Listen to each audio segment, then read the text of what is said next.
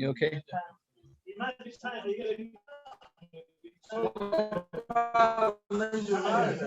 Straight away afterwards, 7:45. So you have Nechmav straight after the shiur. What?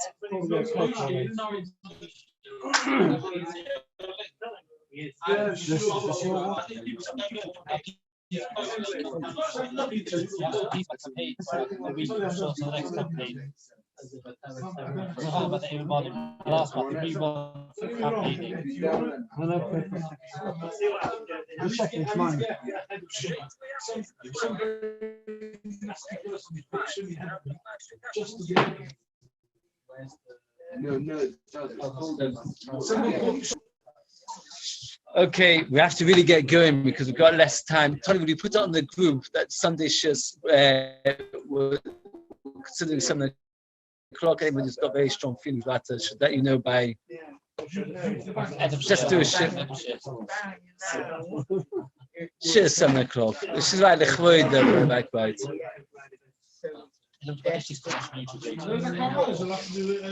We are up to Samach Vav Amud Beis, 4 lines of the wide, the fourth of the wide lines. We have to really get going. They made a special ramp from the Beis Hamikdash all the way out to Yerushalayim to stop the Babelim, the Babylonians, for pulling the hair either of the goat or the person walking to get him to go faster.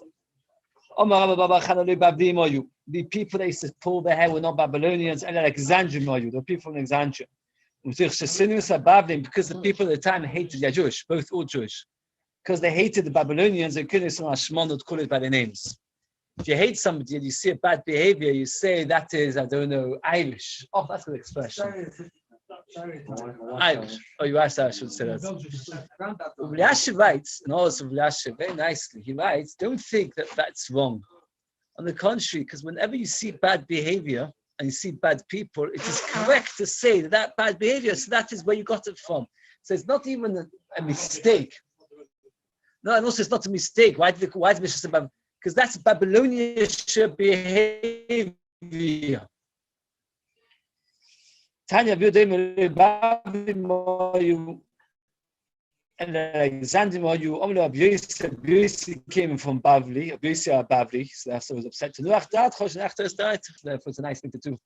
Tulvit say they used to say, Ma shohi, why are you delaying Tzfira Dain, this he goat? The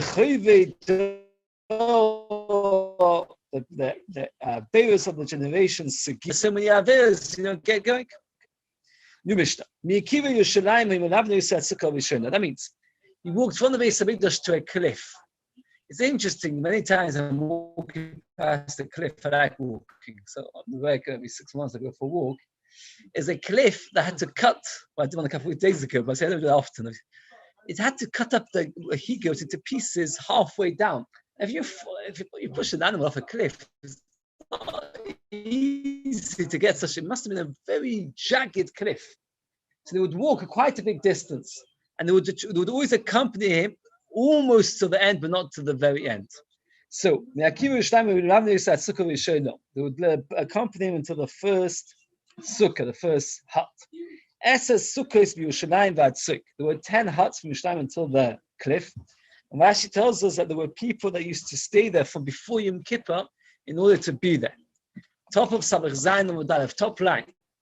Tishim vis, 70 vis. Moshe, how much is a vis? Very, very difficult, I know.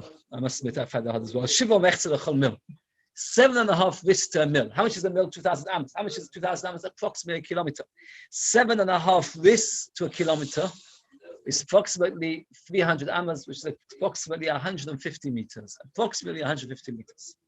I'll call sukkah v'sukkah at every hut. They would say to him, here's bread and water. What's the question?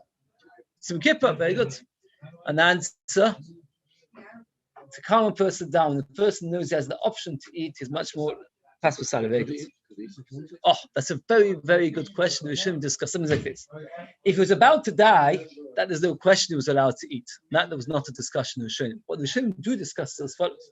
What happens if he's not about to die, but he cannot finish the walk without eating and drinking? Do we prefer that he should eat and drink and he should finish the walk, or rather get somebody else and he shouldn't eat and drink? the Torah made the mitzvah that somebody should walk with a he-goat. You could argue and say that just like that is his mitzvah. So what? It's like, for example, shechting is a lois. We don't do I say that's the calming down. That's either way you've got the question. But you've got the option that if he's about to collapse, he could have it. I always tell my daughter, one daughter gets very tense about fasting. She wants to tell she's ready now. So I always say to you, you should be aware that if you're feeling really not well, you have to break the time very, very lot. Oh, yeah, once you feel better. Oh, very good. Oh, what about the tchum? This is a big discussion now. He's going to die anyway. Oh, that is not so clear. If you remember when they asked the Beleza about what happens if he dies, he said we should all live long and strong. He avoided the question. There is a medrash, ish iti, that somebody that knew that was going to die. Okay. Oh, each group, that means if you stayed in group one, in hut one, you walked from hut one to hut two. The people from hut two walked from hut two to hut three. You stand at a distance and watch him. There's many explanations why nobody ever actually stood there by the cliff to watch him actually pushing off the cliff. He was the only one to be there. Nobody watched him. What did you want to say? Sorry? What time of day was it? Midday. It starts at midday. Not manish midday. You work out, he's already done quite a few hours. Not midday, maybe 10, 11. It's hard to tell how quickly it all took. I must admit, the Mishnah later tells us that while he was walking, the Kagada couldn't continue. So there's a break in the proceedings, which is very interesting. It's a very nice safe. I was wondering what was going to happen to the rest of the day, right? No, because they've got other things started to do. Okay. The big question is, why did nobody walk with him all the way to the end? There's a few answers given. One, the main answer, which is pashtus, is because the string would sometimes turn white, sometimes not. We do not want to depress anybody, very interestingly enough. Anybody else that would stand there would see when they turn red or white. We don't want to make people unhappy on Yom Tov. Oh, we more discusses that 1 minute. Others explain that the idea of suk is meant to be a deserted place. It's not meant to be a place where there's other people standing around. It's not the Eretz Gezerah. It's not a forsaken land. If it's not forsaken land, if there's people going to be living there. So we want that he should be there on his own. And that's why he went. That's why he never walked with them. Okay. And let me walk verse myself. So what did he do? He would tear a string, a piece of cloth, tongue of red wool, half he tied to the rock, half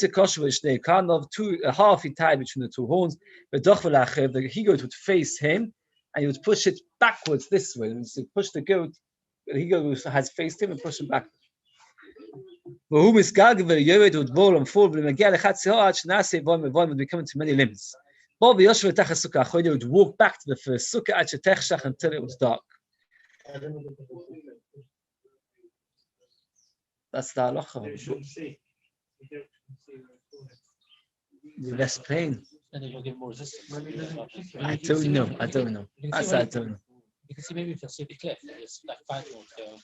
That's when you say. Oh, yeah. That's what the halacha is. I don't think about why. When some time God, the halacha is the one who will go to time God. Once he walked out towards Yerushalayim. Once he got pushed off the cliff, we more discuss it.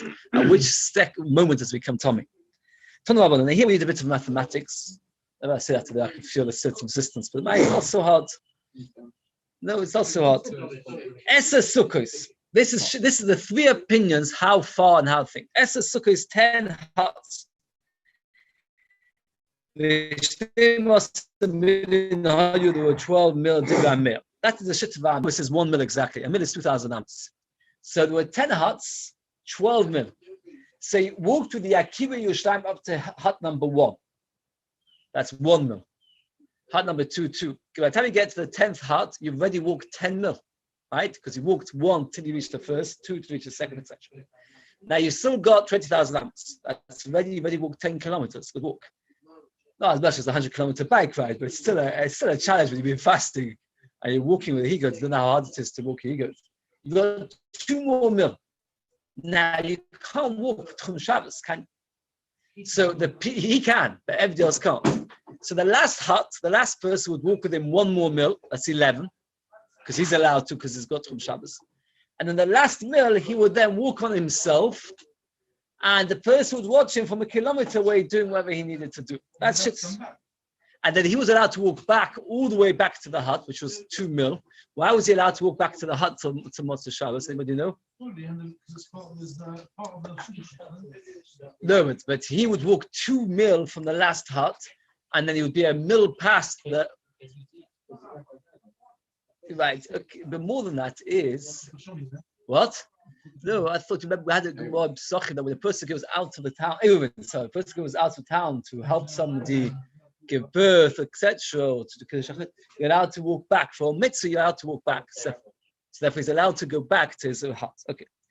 Rabbi Yehuda Matesha sukkos only 9 sukkos for a million and only 10 mil. I mean, it was 9 mil, and in fact, the person would be able to accompany him all the way to the end, theoretically. Rabbi Yosef Bechomish sukkos were 5 huts, for a million, and it was 10 mil.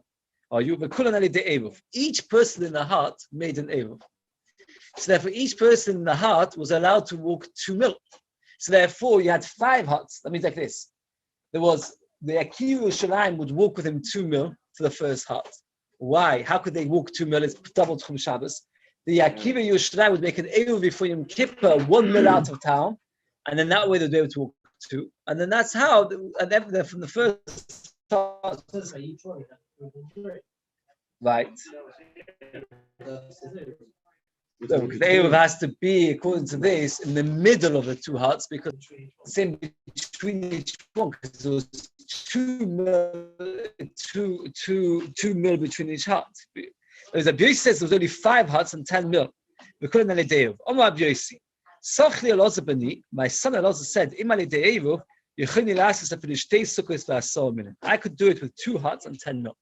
Here we have a bit of calculation. This is the last calculation is finished. Beis said, I'm a bit bothered. If you look at the words of Rashi, Rashi's 4 lines. I asked somebody, a few people, and nobody gave me an answer. Is that Beis said that there were 5 huts, each one made an eruv, so that's 10 mil, and that's how he got to the 10 mil. Said Rabbi Yossi that my son Elazar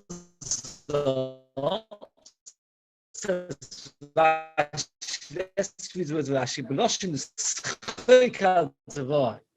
with a mockery or joking on my words. That you don't need so many huts, you only need 2 huts. And Rashi seems to say that he was saying it as a condescendingly, as a bit of mockery, and I'm a bit bothered to ask, how could he speak like that to his father? In fact, the Mom tells us very, very great things about Rabbi Yossi. But in my say it's a kasha which I don't have an answer to. Now, what's his question? The people of Yerushalayim can walk 2 mil. Why can they walk 2 mil? Because they made an eruv. Then what happens is you get people from the middle hut. Some of them make an eruv towards Yerushalayim. Some of them make an eruv the opposite direction. So the people in that hut can walk 2 mil. So you put the first hut at a distance of 4 mil away from Yerushalayim. So then what happens is the Akiva Yerushalayim can walk 2 mil because they made an eruv. The people in the hut can walk 2 mil, and the company always wants somebody to accompany him because they made an eruv that direction. He gets to the hut, is only 4 mil away from Yerushalayim. Then some of the people in the hut made an eruv, he made another hut at the distance of 8 mil from Yerushalayim. One at the distance of 4 mil, one at the distance of 8. The ones at the 8 make an eruv towards the 6 because they're allowed to, and some of them make it towards the 10. So you only need 2 huts and you can get to 10 mil. It's actually straightforward. So we should have asked the question, if that is all true, why didn't they? And they say a very simple answer. I'm not sure why it wasn't. Because what would happen is, nobody wants to be standing in the burning sun all day, and they wouldn't know how long it would be. So if there would have people that would come out from hut 1, they'd be waiting for Akiva Yerushalayim. We didn't want that to happen. So we made 10 huts. And that's how we did it to be safe. Says the Gemara, Keman also the Tanya, Chutz me'achrin shven shlegia imod etzuk levin berochik berois myself. Now he wasn't able to reach. He'd have to stand from the distance. According to the other shittas you could see, you could be there. But only the mayor's opinion that there was 10 huts and 12 mil was the last person unable to see. So our Mishnah and this price is like familiar by himself. Yeah. Only we could be, yes.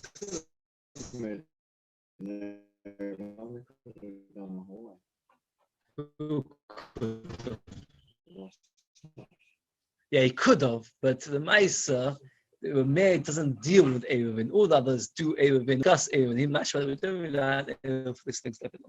It is, I always was wondering, because we're going to see that there were different jobs given out, burning, and you couldn't be in everywhere at the same time. Which job would I choose? Right? Something shitty. And then you know, and then you don't see anything from the Kohen Gadol doing any of the Avodah.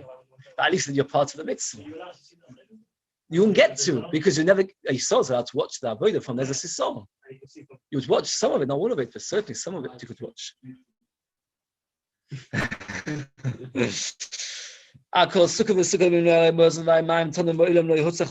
Never anybody needed it. Pass Masalim is a different issue. Somebody who has and somebody doesn't have. Okay. Says the Bible go back to Mario. By the way, Rashi discussed the halachic issues of tearing something which you don't care the exact measurements, and he says from this Gemara's mashma there was no problem about it. It was just when you randomly tear, there's no issue. Okay. Tie the entire thing to the rock. It says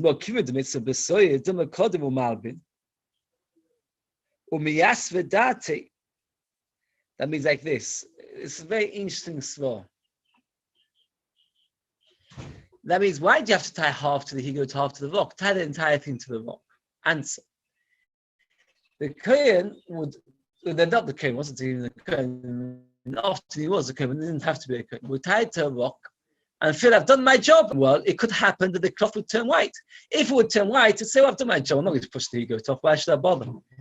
So therefore, we want him to make sure that you've not really done your job. Half the thread is on the goat.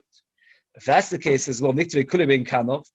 Tie the whole thing to his horn. Sometimes he falls over backwards, and the Velavadate, you won't be able to see if it turned white or not. Since you couldn't tell, you never know. So therefore, we do half-half.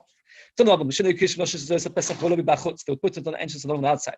He'll be white to smich. No, he'll be no, you are saving him. They would be sad and embarrassed, and we don't want people to be sad and embarrassed because it's a Yom Tov. But dynamic system it would still peek and try and find. See, his skin, and in that way, not everybody would necessarily know for a long time whether it turned white or not.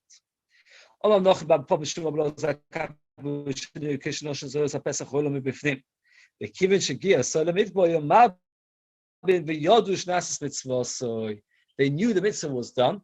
If your beers like red, they'll turn white. So again, Rashi asks the question, what is he discussing over here? Like this. We did learn earlier, not so long ago, that once Shulchan Aruch was nifta, it didn't always turn white. Sometimes it turned white, sometimes it didn't. So what's the point of saying that you can tell it, do it? The whole purpose is to know that it survived. It doesn't always work. How can you rely on such a thing? So he said like this. Later the Mishnah is going to discuss how they did find out. So he was, according to this shitta, this was a quicker way. And if it didn't turn white, it didn't matter because you had another option to find out. So that was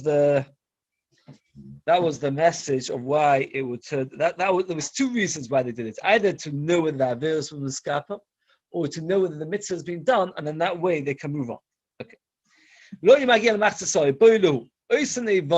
limbs that got torn into pieces, mahin bahano, you're allowed to get pleasure from them.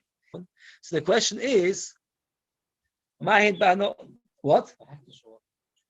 It was brought from Hektish, it was done with Svos, it's not more common, so can you have enough? What? After Yom Tov. I imagine that this cliff was in Ein Gedi. I don't know if any of you have been to Ein Gedi, in Nachal Darja. You could actually see proper cliffs. And it's not so far as the crow flies from Yerushalayim. 12 mil is about 12 kilometers. I think it's probably further than 12 kilometers. More than 12. What? Banana bus. Okay, maybe not. So if you were to be walking there in Gedi, and then you were to see, or whatever it may be, and to see a lane, would you be able to eat, be able to use it to feed your dog, etc.? Yes. Then that's a bit svose. Oh.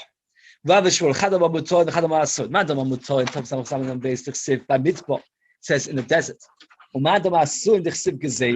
Pasuk says, also I saw a lot of it's called Abdesim and Eretz Gezeil, but Shilach said about it, but one dash is Gezeil from a decree is forbidden. Midbar is Hefka. What does he do with the word midbar? There are 3 times the Torah says the word midbar. The rabbis, that you had to do it not just in the Mishkan, but you also had to do it in Neve Givon and Shiur and Beis Olamim. The Gvur Savi works out that Neve Givon over here is counted as one, even though Neve and Givon were really 2 separate places. The Gvur Savi answers that Neve and Givon had similar halachic parameters. Shiur, for example, had a special din of kolavoya that could catch him wherever you could see Shiur. It says 3 categories: the Beis Hamikdash, Shiur, and Neve Givon. So that's why we need to have 3 drushes. No, I don't think it's the same cliff. Different cliffs. Says the Gemara, what do you do with the word Gezeil? It was a land which was cut into, like, it was jagged. It would cause other things to get cut, meaning it would cut the soil. You might have think it's a strange act. It's an act of nothingness. Gezeil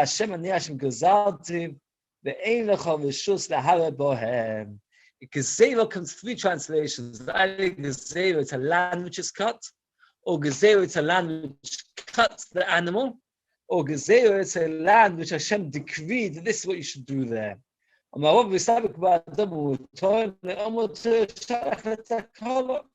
The Torah certainly won't want people to be nichshel naveir. People going to see limbs and use it. It doesn't make sense that the Torah would want such thing as a takala. Tanu has 2 words, as and eil. Eil is a lashon of kosher. We say the word God is it comes from the word kosher. Eil in the verse we've got the word shosumcha. Eil means ha. So it has to be a klech. I'm talking about gezeil, which means a cut.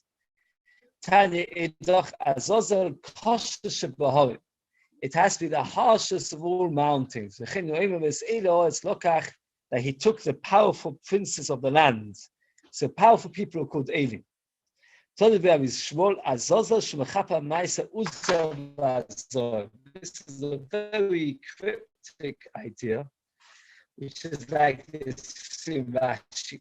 In the days of Tubal Cain, the Malachim said to HaKadosh Baruch Hu, how can you have created human beings that they're such useless people that nichshel in so many averos? So what did Hashem say to them? What did Hashem say to the Malachim? You come down to this world and let's see how well you do. And they came and they were worse than the people themselves. And those Malachim were called Uzzah and Uzuri. But the Apostle says, and they did terrible averos. So it was Malachim.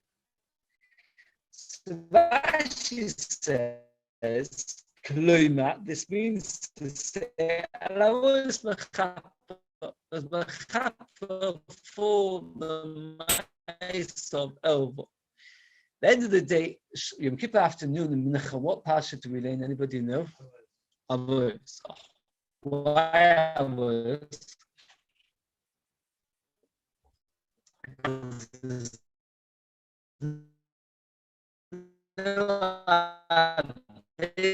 Which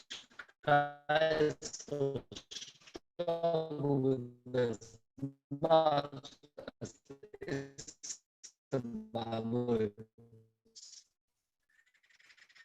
according to Rashi, the idea was that this was mechaper for the actors. The Marshal, the Gustavi say 2 other explanations, say very, very briefly. What was by the Kaiser and don't is a lost of you're not allowed to away from the Es mishpotai tasu, mishpotai means al misru. If the word we made, we could have worked that ourselves. Some people miss out the word kilu avoyos.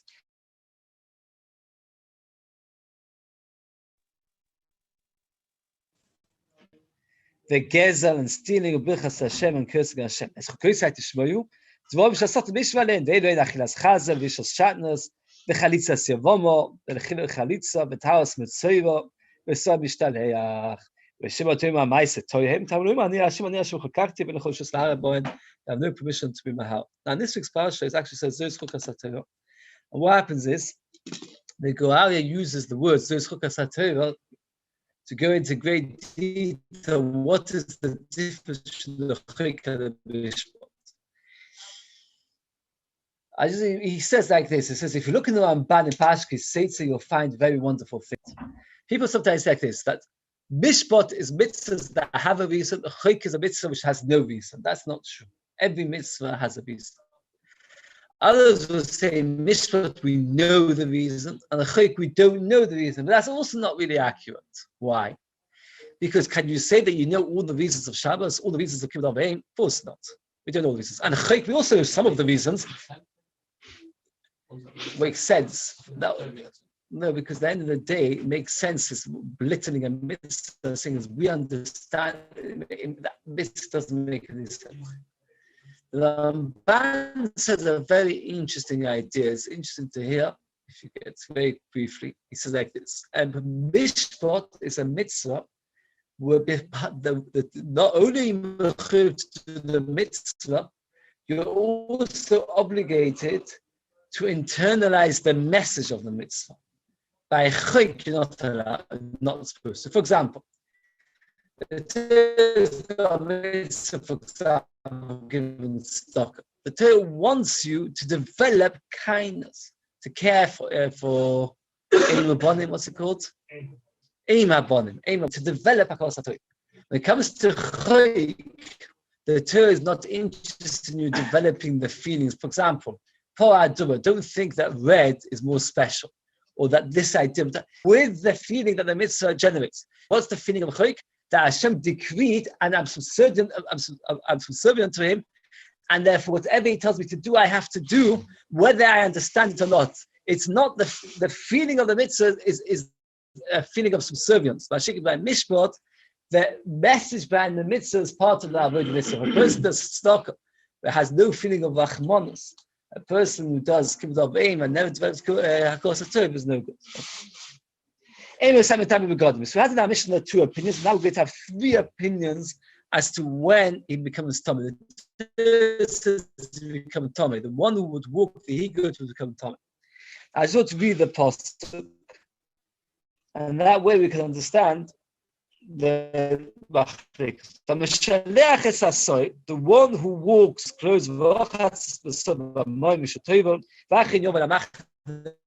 out back into the camp. So the pasuk clearly says that the one who walks with the he-goat is tummy. The question is when. The minute he gets to the more stages, the minute he walks into the midpot, the minute he throws it off the cliff, or the minute he gets to the cliff. So we're going to discuss it. Anyway, sometimes we're going to the one who walks, one who accompanies, one who's walking, does not become tummy. The minute he steps out of the azor, Mishaleach is not enough to walk out. Mishaleach means to send. You actually have to have walked part of the way. Only when he reaches the cliff. The way Rashi explains it is that that he's already began, but no more than beginning. All he has done is began. So the word explains how Ketzad. Once he walked out of Yerushalayim, so that's considered the beginning of the journey. Beginning of the journey, it says it becomes Tomei. The fact that the Torah puts the words, the word kibbutz comes next to the word la'azozel to tell you, so the first shit is we leave Yerushalayim, the second shit is only when you reach the actual cliff. Only when he pushes it off. Why? Because, sorry? Why does it come to me? For what? It's a zero. We don't have any understanding why. The reason is like this, the way the Shon explains. The Mishalech HaSasoi, there are two ways to translate the Mishalech HaSasoi. Both of the first two opinions understand the Shalech is the one that sends it or walks it to the cliff. But the word Mishalech HaSasoi can also mean the one who pushes it off the cliff. Mishalech means the one who throws it off. It is the same person. It's a question of which time it becomes tummy. If it's by Mishalech, one who walks it, So for the minute that you start walking it, you could already have tumah. If you say Mishaleach is one who tosses it, so the one is only from the moment of tossing that you have tumah. So three shittas, what do you say? So according to the first two, when he's tummy when he pushes it off. Yes, but the animal does not catch tumah from a person. The person, even to be made such as an animal, does not become tumah. An animal can never become He tumah. got some tummy thing. Yes, that's interesting. Yes. Yeah. So, right, okay, yeah, it's a good point. Oh. So now what happened was the person's been walking with the Sola Azazel. Bola Eitzel Pavis Sola, the Kohen Gadol with the blood, 43 sprinkling, and his soft which get burnt. Kohen Voitzis Muren, he tears and he takes out the moon. The moon are the small amounts of Kerakeres, there's a Kerasham Chasas, a Kerav. No, still not a big deal. So it's a good question, right? Still a big deal. And what happens is he takes this, like 4 pieces of fat. We've got pictures of it. That means there's a clump of fat he takes, plus a thin covering of fat, plus the 2 kidneys with the fat. Sorry, the 2 kidneys with the fat and the bit of the liver, and one other, the bit of the fat which goes on the stomach. Those are the 4 pieces which he puts on his back. Nosen the Megis, he puts them in a bowl.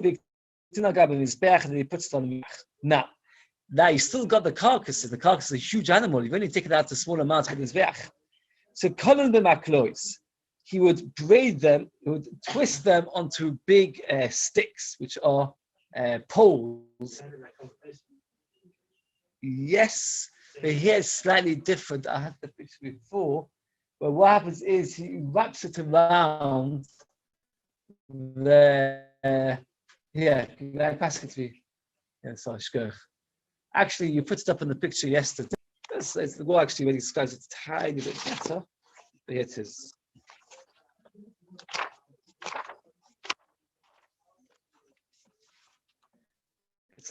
It's the last picture you put up yesterday. I'll put on the picture over here. Do you not put this? You did put this picture up. You tie it to the poles. What? A kebab. Where it's in the base of safer, take it to the base of safer. And those who took it to get burnt, they would take it. Where would they take it to be burnt? Anybody know? Outside where? Outside Yerushalayim. There are 3 camps. I'm going to have this quite a few times. It's good to get it clear. Machne Shchina, Machne Levia, Machne Yisroel. In the midbar, it was very easy to define. Machne Shchina was the Mishkan, Machne Levia was where the Levim lived, Machne Yisroel was Kleisel lived, and after that. So where was the Machne Shchina? No, Ha'abayis was the Machne Levia. It's quite interesting. Only inside the Zohar was considered Machne Shchina. Machne Levia was Ha'abayis, and Machne Yisroel was the Yerushalayim. So he took it outside the 3 camps. And the Pasuk also says they take it out to become Tomei. The minute they step out of Hazor, once the fire has caught onto most of the animal. Says the Gemara, you would now be maktir. The halacha is, we mentioned very, very quickly before, that while the person was walking with a he-goat, you weren't allowed to do any of the avodah. If you're not allowed to do any of the avodah, how is he able to walk back to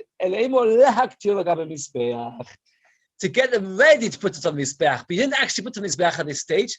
You just prepared them to put it on the mizbeach. Clear like plats. Anybody and your daughters have got plats or braids, so then we call it hakimik challah.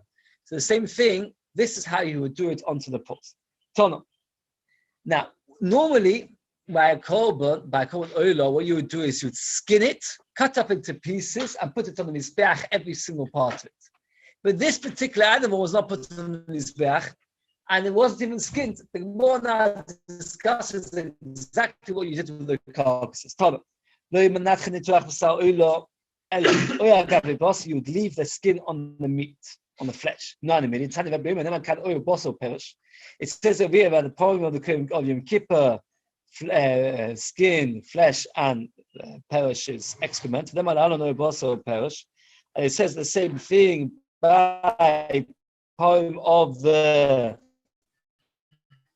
what's the word for it? By Pamukim Mashiach. That's the God does now there. Top of Salachesem Dalef. You'd cut it up, you wouldn't skin it.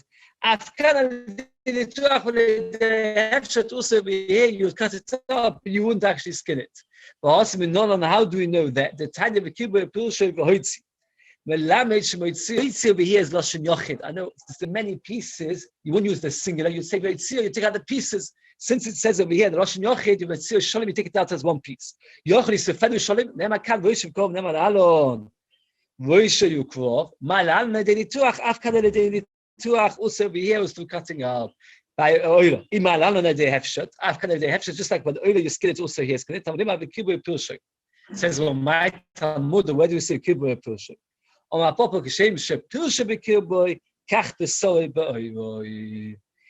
through the pasuk very, very carefully. The pasuk by me is actually the first pasuk quote inside the page. So like this: the skin, the flesh, and the inside and the dung. You take it out. Now, just like this is an interesting thing. The excrement is inside the intestines. Now, you're not going to take the excrement out of the intestines inside the Beis Hamikdash and then carry it outside like that. That's not what you do. Rather, you take it outside and you burn it with excrement inside the intestines. So too, and the Prophet mentions skin and flesh together with the kibbutz pilshoy. And we say, just like pilshoy is inside kibbutz, also Besova is inside the oivoi, and therefore you leave it within its skin. It's a place to summarize what we've learned because I did it quite fast because the thing was Friday. I was very, very much like, I'm sure we'll manage to finish the plate. One big fight, and it's washi. Let's just get it as clear as we can. Then you cut it up into pieces. What you would do is like this. You would just spit out as one big piece outside Yerushalayim. Once it was outside Yerushalayim, then if you look at the picture, if it looks like basically a whole animal, right? If you look carefully, it's a whole animal, right? Then once it goes outside Yerushalayim, then you would cut it up without skinning it. You'd cut it up with the pieces inside, it's still inside its skin. As is, then you would burn it, and you would burn it on a special fire which built outside Beis Hamikdash.